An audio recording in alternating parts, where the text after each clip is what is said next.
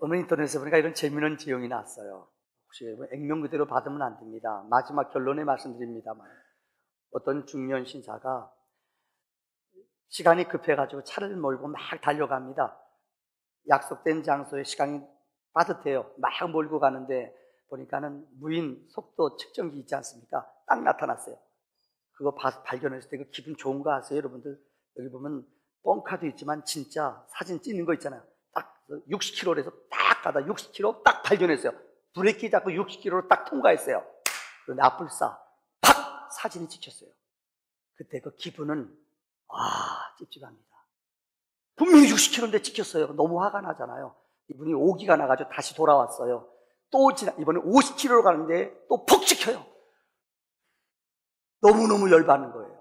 이분이 또 오기로, 우리 한국 사람은 3~4번이잖아요. 그래서 세 번째 다시 또 몰고선 또 갔어요. 이번엔 30km로. 근데 또 찍혔어요. 그래서 이분이 속으로 위로해요. 뭐라고 위안받느냐. 이거 망가진 거구나. 그리고 집에 갔어요. 그래서 일주일 후에 집에 딱지가 3장이 날라왔어요. 와, 너무 열불난 거예요. 딱지 3장을 가지고 경찰서에 찾아갔어요. 이거 무슨 딱지냐고. 그러니까 경찰서에서 그 경찰 아저씨가 이건 속도 측정기가 아니고 안전벨트 안에서 그랬다고. 내가 진짜 믿는 사람 있는지, 아직까지 우리나라는 안전벨트 찍는 거 없어요. 유머에 나오는 겁니다만 본질을 잃어버리고 살아가는 사람이 있어요.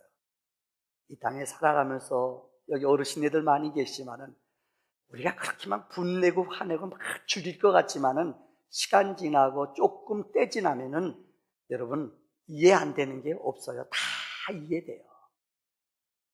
우리는 우리의 생각과 우리의 사고를 가지고 이 세상을 판단하며 살아가는 경우가 너무나 많습니다. 우리가 지금 요나서를 강의합니다마는 하나님의 말씀이 요나서 1장 여호와의 말씀이 아미떼의 아들 요나에게 임하니라. 요나야, 너는 내 원수의 나라, 그 당시 이스라엘을 너무너무 괴롭혔던 나라가 아수르라는 나라입니다. 역사가들의 말을 빌리자면 아수르가 일본 사람이 우리를 괴롭힌 것과는 비교가 안 될 정도로 너무너무 이스라엘 백성을 괴롭힌 나라가 아수르예요. 그 나라의 수도가 어디라고요? 니느웨예요. 너는 니느웨에 가서 하나님의 말씀을 전하라고 말했습니다. 니느웨라는 말의 원어의 뜻은 피의 성. 그 지역 사람들이 붙여준 이름이에요. 얼마나 사람들이 잔인하고 얼마나 이방 사람들을 혹독하게 다루는지 그 성의 이름이 피의 성이에요. 그래서 역사가들의 말을 빌리자면은 그들을 포로로 잡아갈 때 좀 덤비거나 반란 일으키는 사람은 혀를 잘랐대요. 이게 사람이 할 수 있는 일이에요. 또 지도자들을 잡아갈 때에 코를 꿰서, 역사적인 자료에 코를 꿰서 끌고 갔대요. 이렇게 잔인한 사람이 니느웨 사람들이에요. 이뿐만이 아니에요. 반란을 일으키면 반란 일으킨 지도자들, 그 가족들까지 사막에 데려다가 온전히 이 구덩이를 파고 목만 나오게 사람을 거기다 말려 죽여요. 새들이 와서 먹게 만들어요. 이렇게 혹독한 잔인한 백성이 니느웨 사람들이에요. 그런데 그렇게 자기네들을 괴롭혔던 원수의 수도에 가서 복음을 전하라는 거예요. 그러니까 안 가지요. 싫지요. 그래서 성경에 보면 요나는 니느웨로 가지 않고 다시스로 도망갔어요. 지난 시간에 말씀이에요. 인간들은 도망가요. 도망가다 뭘 만났어요? 풍랑을 만났다. 오늘 저는 풍랑부터 시작을 하려고 합니다. 인생을 살다 보면은 우리에게 요나와 같이 풍랑을 만납니다. 여러분, 인생을 살아가면서 우리 모든 사람에게는 크고 작건 많은 풍랑을 만나요. 시련을 우리가 생각지 아니하는, 예상치 아니하는 어려운 풍랑을 만납니다. 그런데 이 풍랑을 만날 때 이 풍랑을 대하는 인간들의 자세는 여러 가지입니다. 유명한 기독교 저술가로 알려진 여러분 이 스코트 팩이라는, 이분은 의사지만은 기독교 서적 가운데 베스트셀러 작가로도 아주 유명해요. 이분은 이 풍랑을 의사이기 때문에 의사의 관점에서 이렇게 풀었습니다. 육체의 질병을 이 풍랑으로 비교했어요. 참 좋은 비유 같아요. 요나서를 이렇게 풀었어요. 특별히 자기가 여러 사람들을 치료하고 여러 사람들을 수술하면서 자기가 경험한 것들을 썼어요. 이걸 풍랑이라고 말했어요. 첫 번째, 우리에게 육체의 질병, 풍랑이 왔을 때 첫 번째, 사람들은 이 책임이 나에게 있다는 것을 먼저 인정하라는 거예요. 많은 사람들이 병이 걸렸을 때에 병을 환경 탓하고 누구 조상 탓하고 사람 탓하는 사람이 있어요. 이러면 치료가 안 된대요. 어려운 일이 있거나 문제가 생기면 먼저 나로부터 문제를 풀라는 거예요. 나의 연고로, 나의 잘못으로 이것이 있음을 인정하라는 거예요. 그러면은 치료받는 50%는 먹고 돌아간대요. 이 질병이 내 육체에 고통이 오면은 이 문제를, 나의 부족과 나의 연약함, 인생을 살아가면서 모든 것도 마찬가지예요. 어려움 당하고 연단 당하고 자녀들이 고통을 줄 때가 있어요. 그러면 그 아이를 따지고 책망하기 전에 먼저 내 영혼을, 내 문제를 돌이켜보는 지혜가 있어야 된다는 거예요. 병도 마찬가지다. 두 번째는, 고통은 나에게 꼭 필요하다는 것을 인정하라는 거예요. 폭풍이 일어나면은 이것은 나에게 꼭 필요한 것이구나라고 받아들이라는 거예요. 혹시 여러분들 현대의학으로 치료하지 못하는 것이 암이라는 것이 있습니다. 얼마 전에 우리 국립의료원 원장을 지나신 분, 아마 여러분들 동서고금을 막론하고 암의 대가들, 암을 치료를 잘하는 분들 이거 얘기 들어본 공통점이 있어요. 암을 내가 사랑해야 돼요. 암이 걸렸는데 이것을 암, 너 나랑 같이 먹고 살자, 알았지? 나 같이 지켜줘. 암을 사랑하라는 거예요. 우스운 얘기 같습니다만은 이 고통이, 이 암이, 질병이, 폭풍이 나에게 필요한 것임을 받아들이며 너를 내가 사랑한다고 고백하는 것이 필요하다는 거예요. 한 걸음 더 나가 세 번째는, 이 시련은 나에게 유익하다는 것이라고, 유익하다고 고백하고 생각해야 돼요. 여러분들 V77 하는 사람 알 겁니다. 지난번에 영상도 보여드렸어요. 아마 여러분 다 보셨을 거예요. 태어날 때부터 그분은 손, 팔 없어요. 아마 여러분 혹시 들어보셨는지 모르는데 우리나라에도 얼마 전에 와서 이분이 몇 년 동안 세계 여러 군데 다니면서 강연하는 거 스케줄이 다 찼어요. 얼마 전에는 여러분 알 겁니다. 아기까지 낳았어요.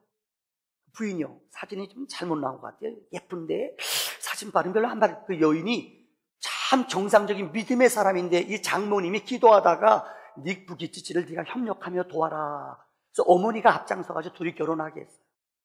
그 다음 사진 보여줄래요? 이 사진, 또 사진이 안 나왔네. 이 사진빨이 좀 괜찮은데요. 참 미모가 아주 미모예요. 뛰어나요. S라인이에요. 이번에 아기까지 낳았는데 손발 없고 다 장애자예요. 그런데도 아기 낳고 세계 갖고 부인하고 같이 다니면서 사역 감당해요. 인생을 살아가면서 여러분 육체적인 장애가 있는 분들이 있어요. 장애요 조금 불편할 뿐이지 생활하는데 별로 어려움 없어요. 근데 많은 사람들은 이런 고통과 어려움이 오면은 마음을 닫아요. 여러 사람과 관계를 끊어요. 아니에요. 인생을 살아가면서 폭풍은, 시련은, 아픔은 꼭 나에게 유익하다는 것을 받아들이는 자세가 필요하다는 거예요. 네 번째는, 이 스코트팩은, 아픔은, 시련은, 폭풍은 내 믿음을 성숙시킨다는 거예요. 내 믿음을 자라게 한다는 거예요. 그래서 전도서에서도 말했잖아요. 지혜자는 잔치집에 마음이 있지 않고 어디에 마음이 있어요? 초상집에 마음이 있다. 이런 형통할 때 인생을 배우는 게 아니라 인생에 곤고할 때에 가장 사랑하는 사람을 잃을 때에 인생이 성숙해지며 영적으로 하나님의 은혜를 안다는 거예요. 기독교 저술가인 C.S. 루이스는 그의 책, 여러분 고통의 문제라는 책에서, 이 책에서 그는 이런 말을 했어요. 하나님은 우리의 안락 속에서는 속삭이고, 우리가 안락할 때는 하나님의 음성을 못 들어요. 속삭여요. 잘 못 들어요, 사람들. 양심을 통해서는 조금 크게 말씀하신다. 그러나 우리들의 고통을 통해서는 하나님은 소리를 지르시는 거예요. 내 영혼을 깨우는 게 고통 속에, 내 영혼을 일으키는 게 어느 때냐? 고통과 폭풍 속에 내 영혼을 하나님이 만나주시며 터치하신다. 두 번째, 오늘 본문의 말씀에 보면은 폭풍을 만났을 때에 요나는 잠이 들었다고 그랬어요. 여러분, 이 땅에 살아가는 많은 사람들은 단잠을 자기 원합니다. 뭐 사람마다 체질적으로 틀립니다만은 우리 인생 가운데 3분의 1은 잠을 잔대요. 낮잠이건 늦은 잠이건 잠잔대요. 3분의 1, 8시간 정도 보통 잔대요, 사람들이요. 어떤 분은 뭐 4시간 자는 사람도 있습니다만 평균 6시간, 8시간 잔대요. 근데 성경에 보면은 이 단잠이라는 것이 있어요. 그래서 시편 127편 2절에 성경은 이렇게 말해요. 여호와께서는 사랑하는 자에게 잠을 주시도다. 이 복된 잠자는 것 얼마나 행복한지 알아요. 어떤 사람은 머리만 담으면 무조건 자는 사람이 있어요. 그죠? 운전하다가도 머리만 조금 담으면 자는 사람이 있어요. 그건 복된 사람 아니에요. 그래서 어떤 분이 그런 얘기 합시다. 이 세상에 3가지 복이 있대요. 회로 시작하는 거예요. 첫째 뭔지 알아요? 뭐예요? 회면, 그 다음에 회식, 회변. 어렵습니까? 제가 아는 주변의 사람들 가운데 이 변 못 보는 사람 많아요. 회변, 화장실 가서 아주 인상 쓰고 너무 힘들어하는 사람 많아요. 여러분 나이 들수록 그게 많아요. 회변 때문에 이거 행복한 거예요. 변, 어떤 사람 관장하기도 하고 아픈 분들은 아실 거예요. 얼마나 힘들지 몰라요. 변을 못 봐요. 그냥 시원하게 쓱 싸면 아멘, 감사하세요. 이거 쉬운 거 아니에요. 또 하나, 회면, 잠 잘 자는 거 얼마나 행복한 줄 알아요. 어느 것 줬든지. 어떤 분은 음식을 여러분 아세요? 맛을 몰라요. 나이 드시면요. 저염식 하시는 분이 있는데요. 저희 어머니 저염식 하시는데 밥을 맛있는 거 드셔도 잘 맛이 없으니 입맛이 없어요. 얼마나 고통스러운지 알아요? 매일매일 여러분 음식 맛을 안다는 거, 혀에 암이 걸리거나 여러분 몸이 아프면은 이 입맛이 없어요. 아무리 좋은 거 줘도 못 드셔요. 매일매일 잘 먹는 게 얼마나 복인 줄 알아요? 작년에 통계를 보니까는 이 지구상에 1년 동안 수면제 소비량이 700억 정이래요. 700억이요. 놀라지도 않네요. 여러분들 그냥 숫자 개념이 없어서요.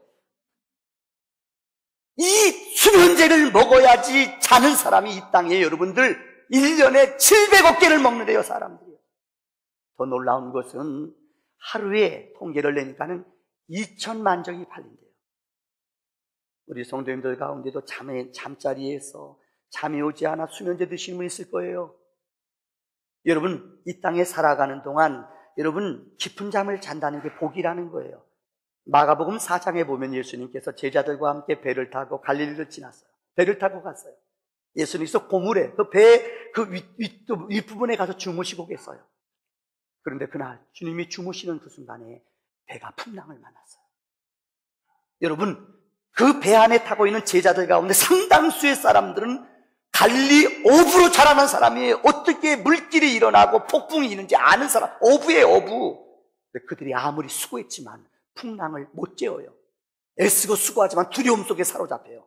이때 고생하던 제자들이 주님을 깨웠다고 그랬어요. 여러분, 주님은 그 풍랑 속에서도 편히 잠드셨어요. 저는 어린 시절에 기억나요. 우리 교회가 교회를 짓는데 무허가를 좀 줬어요. 미리 가금을 줬는데요. 옛날에 그런 거 있잖아요. 가금을 줬다고 동해에서 누가 일렀어요. 다 뜯어버렸어요. 근데 우리 교회 목사님이, 담임 목사님, 저 중매서준 목사님이에요. 이분 되게 웃기세요. 와, 그 사람들에서 다 뜯어갔는데도요, 지하에 가서 주무시고 계세요. 나 어린 시절에 그게 은혜가 됐어요. 그러니까 목사가 됐나 봐요. 목사님 주무신 게 어쩌면 그렇게 아름다운지 몰라요. 그 다 뜯어갔으면 얼마나 열불나겠어요. 지붕 다 뜯어갔어요. 그 사람들에서 다 부숴버렸어요. 그런데도 지하에서 주무셔요. 그때 우리 학생들이 은혜 받았어요. 그래서 우리 동기 가운데 목사 된 사람이 5명이에요. 나도 깊은 잠 자고 싶어요. 여러분, 이 땅에 살아가는 동안 잠은 행복한 거예요. 그런데 성경에 보면은 영적으로 잠자는 자들, 오늘 요나는 피해서 몰래 그 배 밑에 내려가 잠들었다고 그랬어요. 영적으로 잠자는 자들의 특징이 있어요. 성경에 잠잔다는 것은 우리 육신적으로 잠들어 보세요. 그러면은 감각이 마비가 돼요. 요즘은 그런 거 없습니다만 옛날에 신문에 그 휴지통 이런 데 재밌게 난 기사가 있어요. 옛날에 어른들은 통행금지 있었잖아요. 옛날에 도둑들이 통행금지 시간에 아래 남의 빚에 몰래 들어갔다가 통행금지 시간까지 기다려요. 왜요? 경찰들이 돌아다니거든요. 방범대원들이요. 그래서 그곳에 들어갔다 물건 다 훔쳤는데 2시간 기다려야 돼요. 나가려면요. 그렇잖아요. 그때 앉아가지고 소주 그리고 술 같은 거에서 홀짝홀짝 먹다가요. 새벽 4시까지 홀짝홀짝 먹다 잠들어가지고 잡힌 사람들 꽤 많아요. 되게 억울할 거예요. 여러분, 이 잠이 들면은 마비가 돼요. 전 초등학교 2학년 때 우리 할머니 집에 놀러 갔다. 저는 동대문구 회기동 89번지, 외우지 마세요. 회기동 89번지. 방학 때면은 우리 할머니 그 공릉동 태능이 있어요. 할머니 집 놀러 가요. 그럼 하루 종일 놀지요. 초등학교 2학년 때 제가 큰 일을 저질렀어요. 뭔지 알아요? 분명히 놀러 나갔어요. 나는 분명히 오줌 마려 일어나서 난 분명히 나가서 문 열고 나갔어요. 화장실 가서 놓았어요. 일어났는데 이상해요. 지도를 내가 그렸어요. 나 그것 때문에 3년 동안 우리 삼촌한테 되게 쪽팔렸어요. 오줌 쌌다고요. 그때 기억나요. 분명히 나는 나간 것 같은데 이게 비몽사몽이에요. 여러분 잠들면 아세요? 그런 경험 누려봤어요? 여러분들 일어났는데 잠들었을 때 분명히 내 몸은 일어나는데 안 움직여져요. 이게 잠자는 거예요. 감각이 없어요. 두 번째, 잠잔다는 것은 여러분 나태해지는 거예요. 잠언 6장 9절에 게으른 자여 내가 어느 때까지 누워있겠느냐, 내가 어느 때에 잠이 깨어 일어나겠느냐. 마태복음 25장에 예수님은 말씀했어요. 이스라엘은 결혼식을 베풀면 일주일 동안 연회를 베풉니다. 그 맨 마지막 시간에 신랑이 그 집에 들어와요. 신부는 신랑 올 시간을 기다려 준비하고 있어요. 그런데 그 시간이 낮인지 밤인지 몰라요. 신부는 여러분 기름을 가지고 준비해야 돼요. 근데 예수님은 말씀했어요. 지혜로운 5 처녀가 있고 미련한 5 처녀가 있는데 지혜로운 여인은 낮에는 불키지 않아요. 아껴요. 기름을 준비해놔요. 그래서 저녁 시간이 되면은 신랑 올까봐 그는 빨리 나가서 기름을 사다가 준비하고 있어요. 근데 미련한 사람은 분명히 남편이 올 거 알아요. 그런데도 낮에 불 켜고 끄지 않아요. 마음이 깨어있지 않아요. 전혀 준비하지 않아요. 신랑이 딱 들어왔는데 그는 기름이 없어요. 그 옆에 집, 다시 말하면 다른 사람한테 찾아가서 빌려달라고 그래요. 근데 그 여인도 자기가 써야 돼요. 성경은 이를 갈며 후회한다고 그랬어요.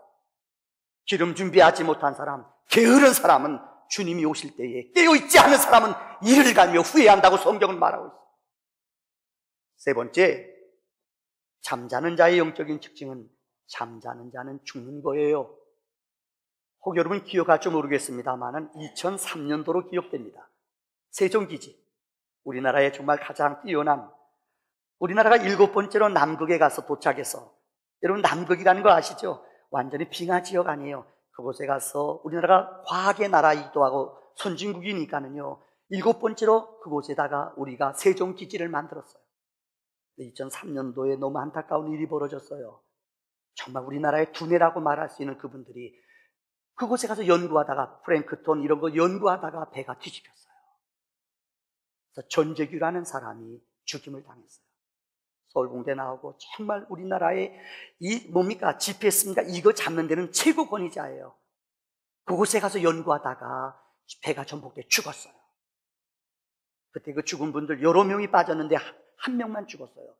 그때 그 물속에 빠질 때 몇 시간 내에 그분을 못 구해는 영하 50도예요. 얼어 죽어요. 그때 그들이 살아난 과정을 썼는데요. 무서워요. 졸면은 죽어요. 6.25 전쟁을 겪어보신 어른들은 알아요. 여러분, 전쟁 때, 어릴 때 죽은 사람이 있어요.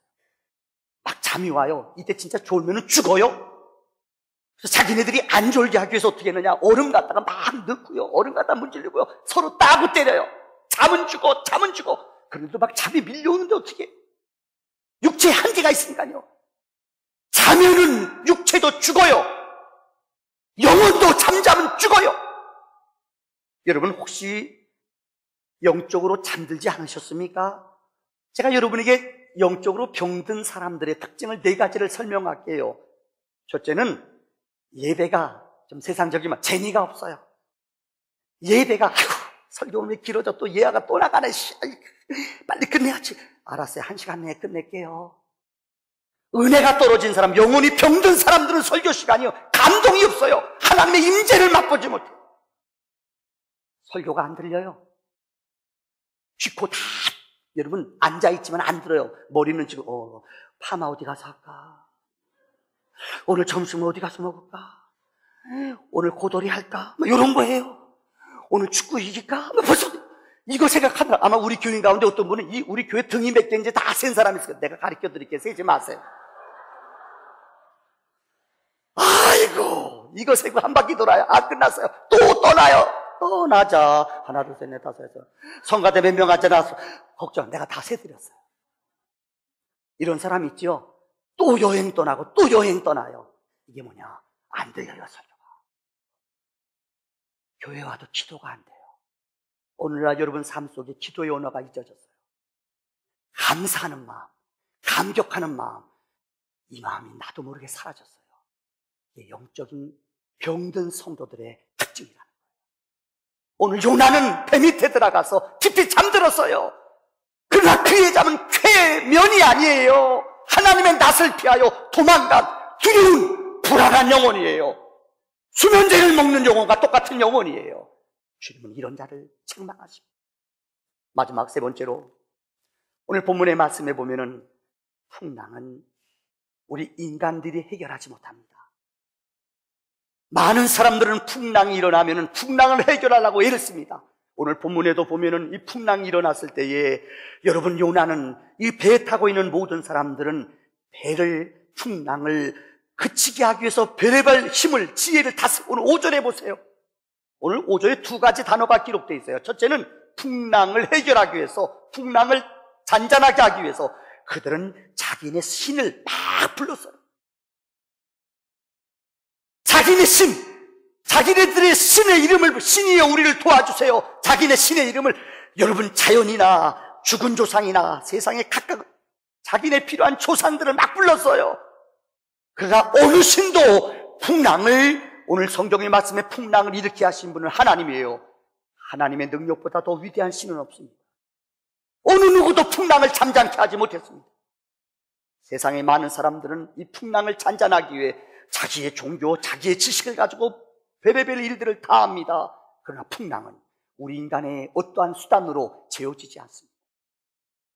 두 번째, 오늘 본문의 말씀 5절에 보니까는 그들은 풍랑을 잔잔하기 위해서 그들의 물건들을, 배 안에 있는 물건들을 다 버렸다고 그랬어요. 아마 모르긴 몰라도 이 다시스로 가는 배는, 여러분 아마 다시 말하면 물건을 파는, 매매하는, 그런 파는 좋은 보물을 갖다가 이곳에 팔고 물건을 남기고 이런 배였어요. 아무리 많은 재산을 갖고 있고 많은 보물을 가지고 있어도 풍랑이 일어나면 생명과 배, 이 모든 건 다 헛것이에요. 제 어머님한테 그런 얘기 듣습니다. 6.25 때, 아마 6.25 때 돈 많이 가진 사람 피난 가기 어려웠을 거예요. 어떤 분들은 6.25가 여러분 한두 달 끝날 줄 알았죠. 그래서 어떤 분은 소에다가, 돈 있는 사람들은 피난 오면서 달구지에다가 거기다가 옷도 이불도 가득 싸가지고 왔어요. 근데 여러분 여러분 알잖아요. 3년이라는 긴 세월이 지났잖아요. 밀어난 사람들이죠. 그죠? 이불도 쌌고 쌀도 쌌고 뭐 별의별 거 다 가득 채웠어요. 그러나 한 달, 아니 2달 지나봐요. 2달도 필요 없어요. 일주일만 지나봐요. 그 다 짐이에요. 피난 가는데 뭐가 필요해요? 이불이 뭐가 필요해요? 다 버려요. 그렇게 귀한 것들, 그렇게 값진 것들 다 버려요. 우리 교회는 장로님이 얘기하시는데 난 속으로 안타깝지만 그 돈 내가 찾았으면 하는 생각이 들어요. 우리 장로님 부자였대요. 거짓말 안 하실 분이에요. 아주 되게 부자였대요. 과수원도 있고, 거짓말 뭐 옛날에 양조장도 하고 뭐 이런 거 여러 가지 했대요. 피난 올 때요, 땅에다 다 귀한 거 다 놓고 왔대요. 문서들이요. 못 갔대요. 저 쌤통이죠. 죄송해요. 다 못됐어요, 저는요. 다 묻어놓고 왔는데요, 못 갔대요. 올 줄 알았는데 언젠가는요. 이게 인생이에요. 여러분 그렇지 않아요? 많은 것 인생 가지고 살았잖아요. 주님이 부르시면요, 이거 거의 비슷해요. 주님이 오라면은요, 여러분 영적인 피난이 나면요, 폭풍이 나면요, 아무리 여러분이 감추고 감춰도 이거 헛거예요. 못 가져가요. 폭풍 앞에는 장사가 없어요. 어떤 지혜도, 어떤 수단도 우리는 이겨낼 장사가 없어요. 다 내려놓는 거예요. 그래서 이 땅에서 많은 것을 가진 사람일수록 천국이 작아 보여요. 안 보여요. 왜요? 너무 이 땅에 마음을 뺏기니까는, 이 땅에 너무너무 내려놓을 게 많으니까는 영원한 하늘나라가 안 보인다는 거예요. 인도의 유명한 선교사인 로드 레스트록이라는 목사님의 책에 오늘 저는 이 얘기를 소개함으로 설교를 마치려고 합니다. 레스트록 목사님은 인도를 위해서 일생 동안 헌신한 사람이에요. 한 번은 자기의 모교인, 자기의 영국의 에든버러라는 곳에 가서 그 신학생들 후배들한테, 후학들한테, 선교의 꿈을 꾸고 있는 후배들한테 이렇게 질문을, 선교에 대한 비전을 설명했어요. 근데 어느 한 학생이, 신학생이 손을 딱 들더니, 레스토랑 목사님, 선교사에게 가장 필요한 게 무엇입니까? 황당한 질문이에요. 어느 게 제일 필요합니까? 뭐 다 필요하잖아요. 그분이 그 학생 나오라고 그랬대요. 나오라고 그래가지고 딱 그 학생한테 이랬대요. 연필 있죠? 연필 깎은 거예요. 연필 갖다 이거 세워보라고. 여러분, 연필 깎은 거 심으로 세우려는 거 이거 어려워. 안 돼요. 세워보라고. 이 학생이요, 잘났다고 와가 세우는 거. 아이고, 안 되잖아. 이게 돼요? 안 되잖아. 조금 세웠다가 이렇게 또 안 돼요. 아무리 했어도 안 돼요. 안 되는데요. 그러니까 그분이, 레스토랑 목사님, 선교사님이 그 학생을 데려다 이렇게 말해요. 여러분, 이 연필 우리가 세울 수 있을까요? 못 세웁니다. 내가 세우는 법을 가르쳐 줄게요. 그래서 그분이 이 연필을 딱 같이 손으로 잡고 딱 세워요. 황당하죠. 그러면서 그분이 하시는 말, 여러분, 하나님 손에 붙잡히면은 우리는 쓸 수 있습니다. 그분이 쓴 책, 유명한 책이에요. 하나님의 손에 붙잡히십시오. 여러분, 그 학생은 그 말을 듣고 25년의 시간이 흘렀습니다. 근데 어느 날 인도에 어느 젊은 선교사가 왔어요. 30대 중반의 선교사가. 누군 줄 알아요? 그때 얘기를 들었던 25년 전에 레스토랑 목사님을 통해서 하나님의 손에 붙잡힌 바 되십시오. 하나님의 손에 붙잡힌 바 되십시오.